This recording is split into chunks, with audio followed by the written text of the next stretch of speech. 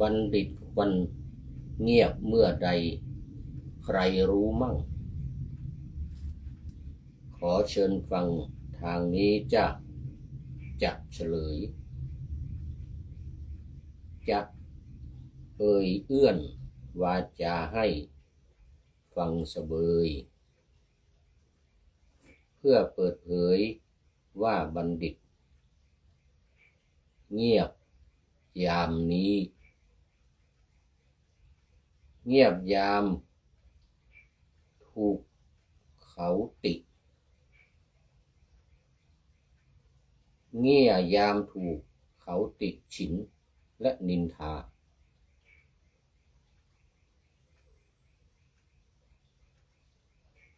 ไม่เต้นแรงเต้นกาเสียศักดิ์ศรีเงียบยามเขา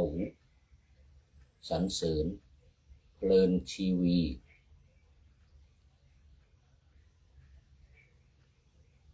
พึงสงบวาทีถ้อยวาทินเงียบยามสักดับรับฟังคำสั่งสอน พึงอาทรไมตรีจิตมิตรงามศิลป์เงียบยามโกรธถูกเขาเผาดวงจิน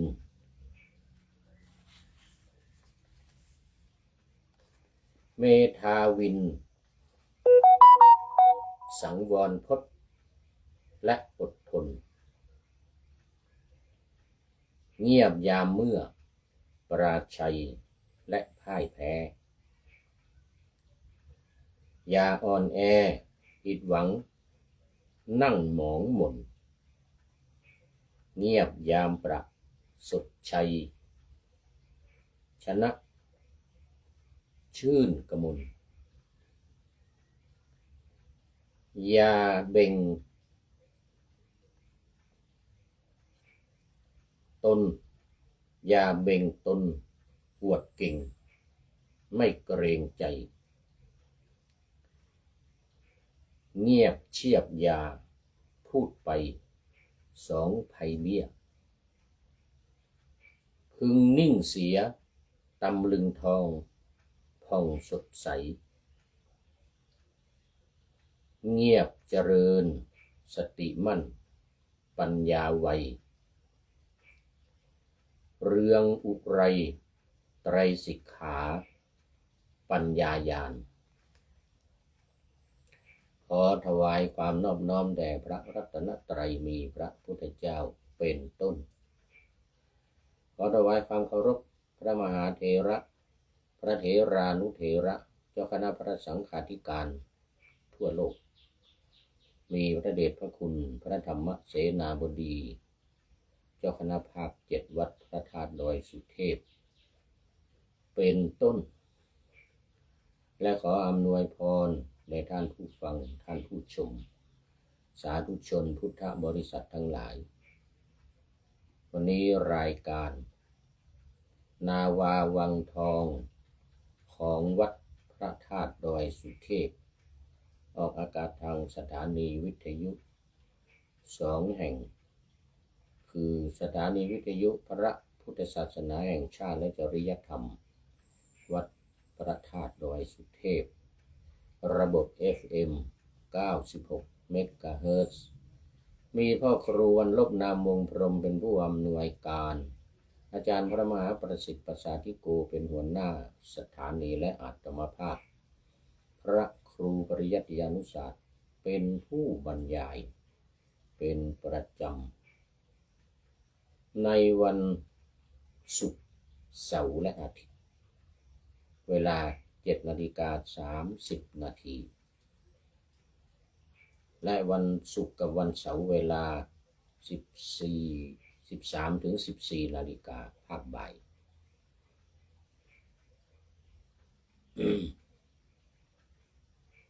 2 สถานีวิทยุเพื่อการศึกษาพระพุทธศาสนาและวัฒนธรรม ายหิน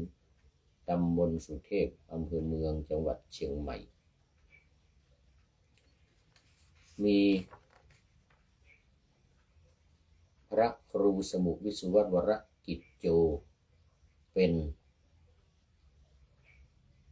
ผู้อำนวยการนำออกอากาศเวลา 17-18 นาฬิกาวันพุธเวลา 14-15 นาฬิกาวันศุกร์และวันเสาร์และเวลา 15-16 นาฬิกาวันอาทิตย์4 วัน 4 เวลาสำหรับวันนี้ก็บันทึกเสียงล่วงหน้ามา4 วันต้องขออภัยบางทีพูดถึงเหตุการณ์อะไรมันผ่านมาแล้วไม่ตรงกับวันที่ท่านผู้ฟังทางวิทยุต้องขออภัยและอีกอย่างหนึ่งวันนี้ก็ไลฟ์สดผ่านทาง Facebook ไลฟ์สวัยเทพบุญเหมือนเดิมแต่ว่าด้านหลังทางหน้าจอนี่หันหน้าจอไปทางโน้นแล้วก็ถ่ายมาทางนี้ฉายภาพไปเนื่องจากว่าห่มผ้าด้านซ้ายห่มผ้าด้านซ้ายนี่เวลาเราหันจอมาแล้วกดเซลฟี่นี่นะผ้านี่มันจะไปอยู่ทางด้านขวาของภาพที่ออกมาแต่ว่าเวลาตั้งกล้องแล้วถ่ายมาด้านหลังอย่างนี้มันจะตรง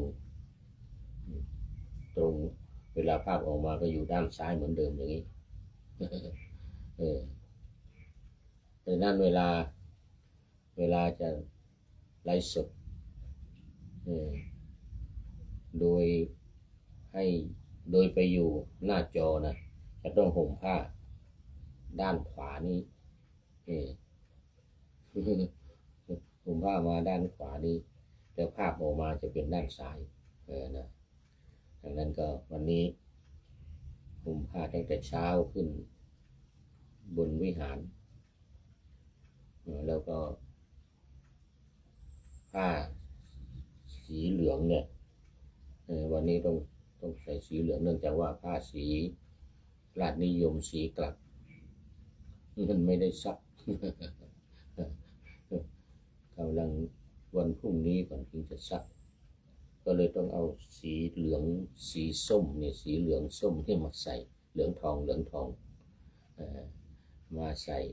แล้วก็ไอ้ที่พับมันไม่มีที่พับไว้ข้างขวามันจะต้องพับไว้ด้านขวาเนี่ยมันเกี่ยวกับอันนี้ด้วยเนี่ยไอ้ผ้าสังฆาติเนี่ยไอ้ตรงนี้มันจะต้องถูกถ้าเอาอันนี้เข้ามาข้างขวาตรงนี้มันผิดข้างนี่แหละมันผิดดังนั้นก็ต้องทำ2 ชุดอย่างสีกลัก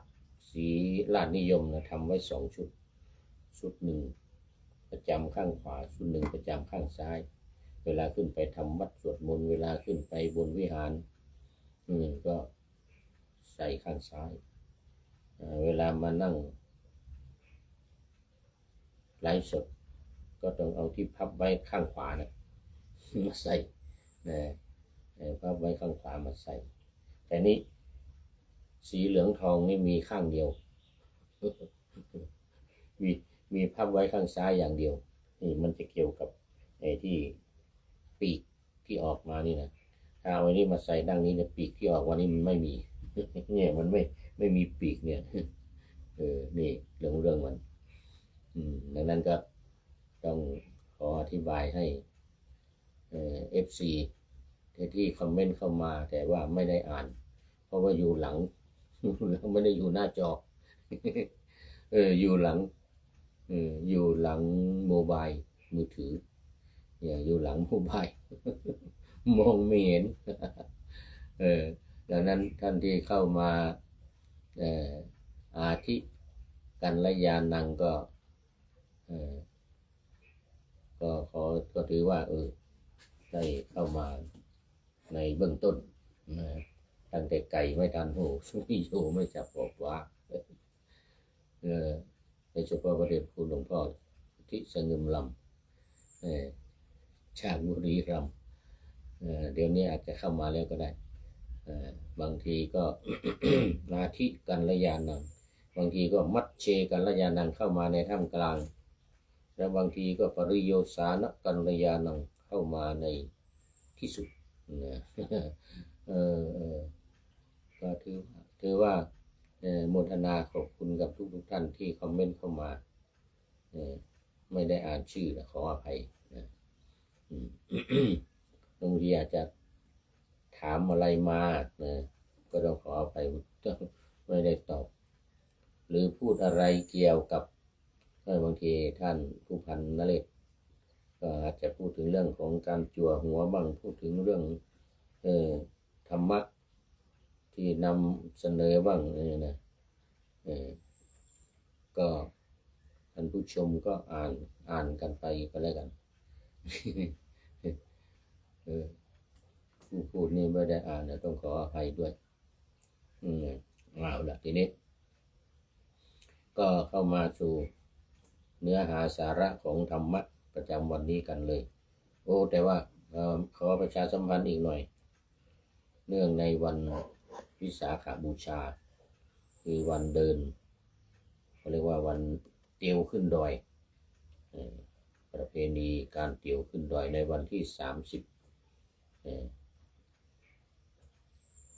พฤษภาคมนี้เป็นวันขึ้น14ค่ำเดือน9เหนือเดือน7ของภาคกลางก็จะเป็นวันเดินขึ้นดอยสุเทพตามภาคเหนือเรียกว่าเตียวขึ้นดอยสุเทพเพื่อไหว้สาปารมีพระบรมธาตุดอยสุเทพขอประชาสัมพันธ์ให้ทุกท่านได้มาร่วมกันเหมือนกับทุกปีทีนี้กิจกรรมบนวัดได้รับมาตอนเช้านี้เองคือได้รับมาจากพญาชัยธาตุพญาชัยธาตุคุณโยมพ่อมหาทวีตั้งชื่อให้เราเป็นพญาชัยธาตุชัยธาตุนี่คือใจธาตุก็คือว่าเป็นผู้ดูแลบรมธาตุดอยสุเทพบ้านอยู่ข้างล่างโน้นเดี๋ยวขึ้นมาดูแลเรียกว่ามัดใจภาษาล้านนาเนี่ยว่ามัดใจทีนี้เวลาเขียนเป็นภาษาไทยก็เขียนว่าพญาชัยธาตุก็คือพญาใจธาตุใจก็คือมาดูมาชมไม่ใช่มาดูมาชมอะไรมาดูแลทำความสะอาดมาจัดโน่นจัดนี่เป็นประจำอยู่บนพระธาตุดอยสุเทพพ่อมหาทวีพ่อทวี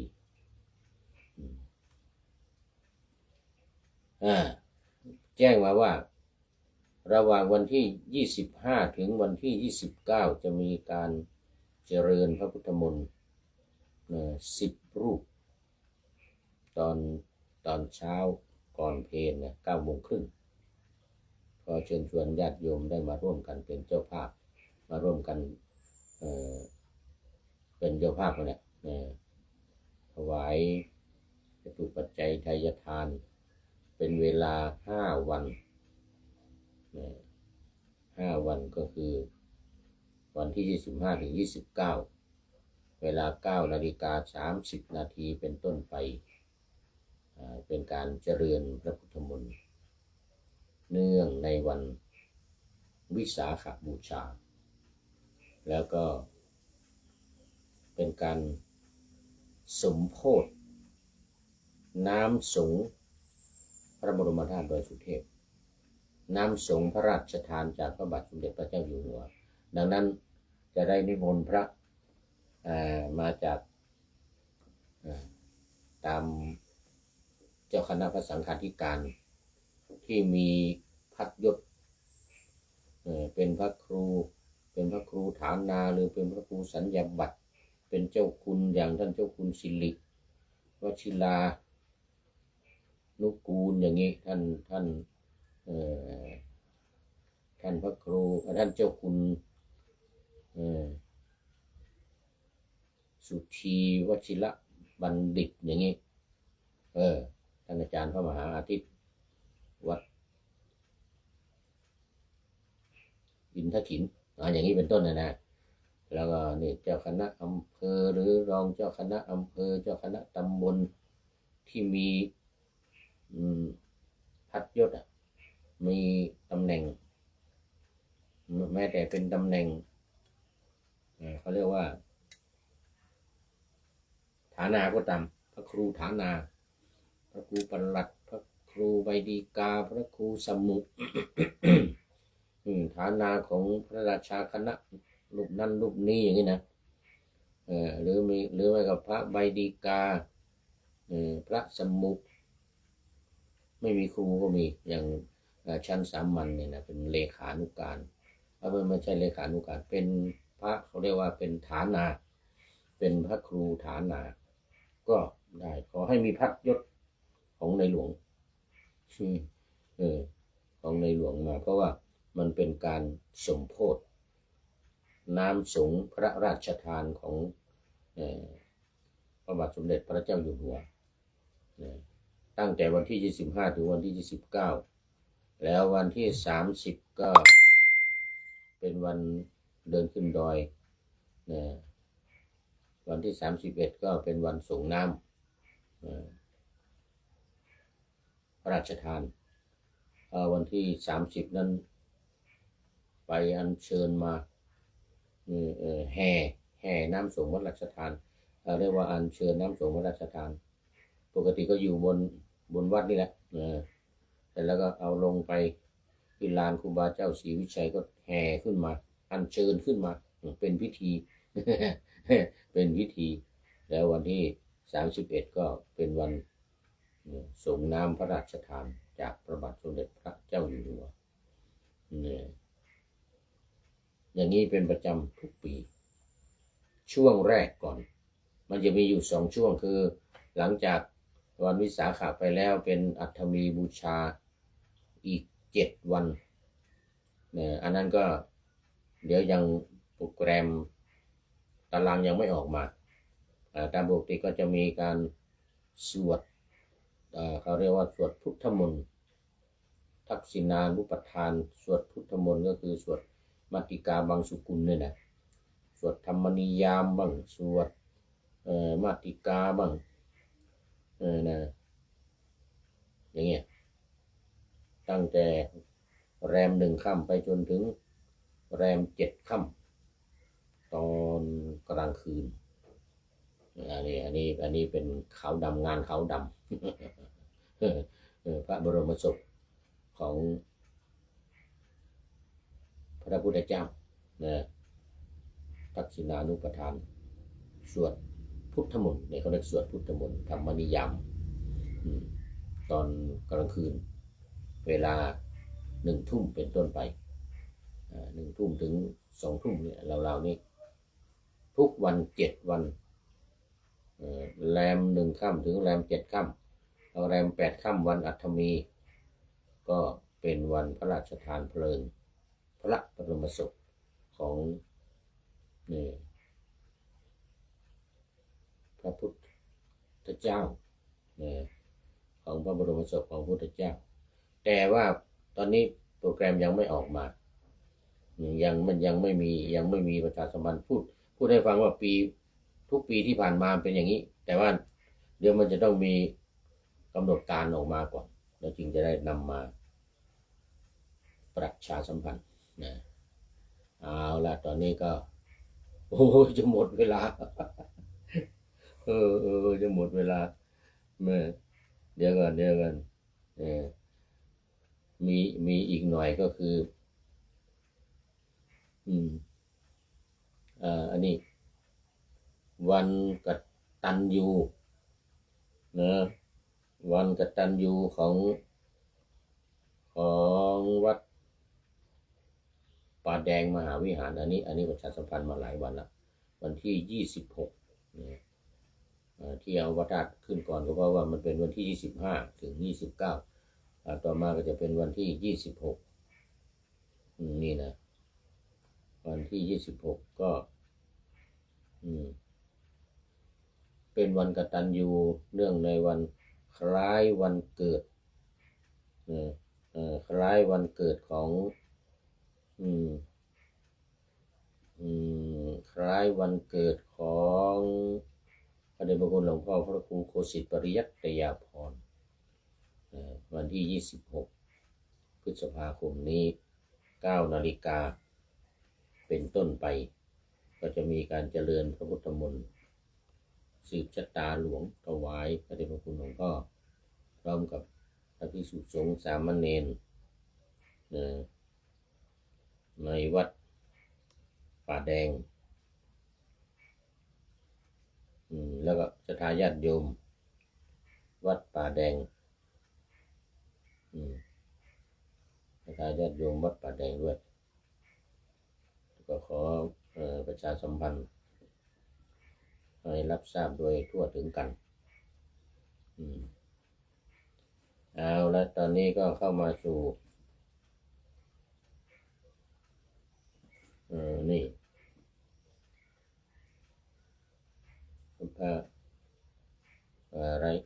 รายการธรรมะในรายการวันนี้เปตวัตถุนะเปตวัตถุ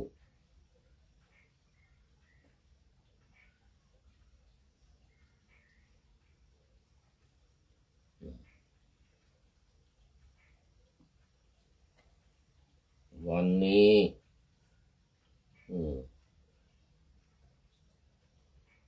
ไหนล่ะ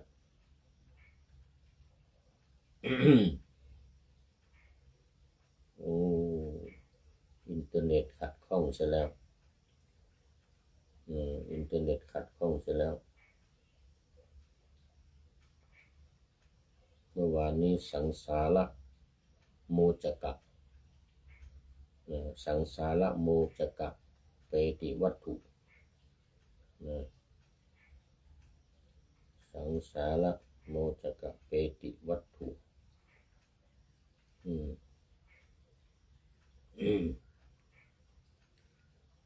สังสารโมจกะเปติวัตถุว่าด้วยนางเปรตที่เปลือยกายและได้รับการช่วยเหลืออุทิศส่วนกุศลไปให้โดยพระสารีบุตรวันนี้ขัดข้องหาไม่เจอแล้วก็หมดเวลา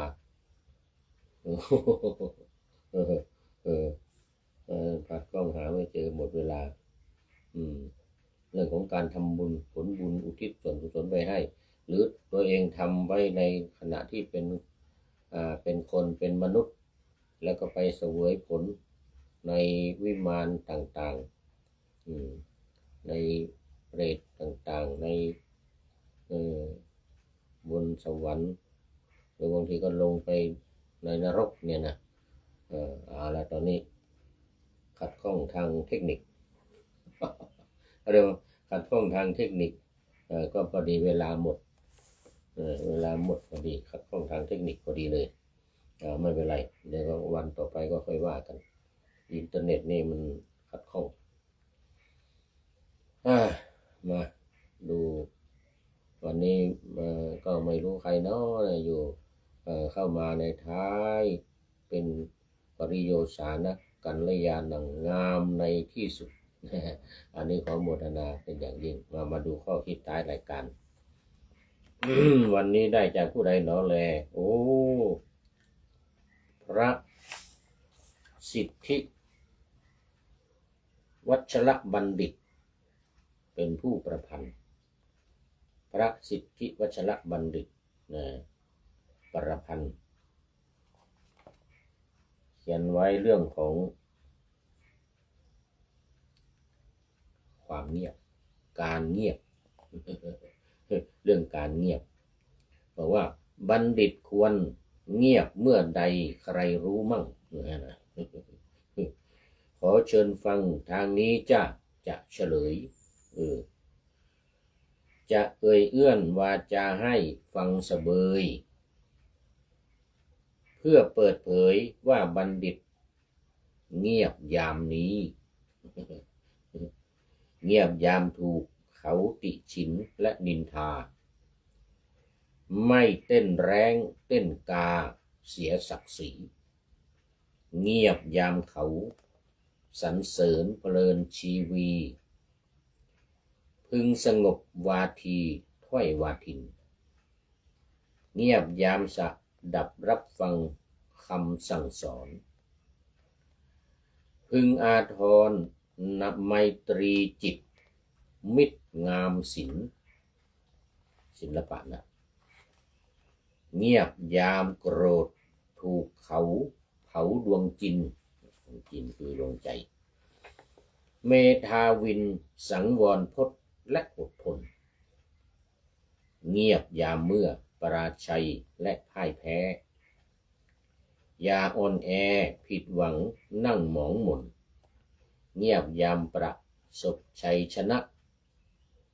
ชื่นกมลอย่าเบ่งตนอวดเก่งไม่เกรงใจเงียบเชียบยา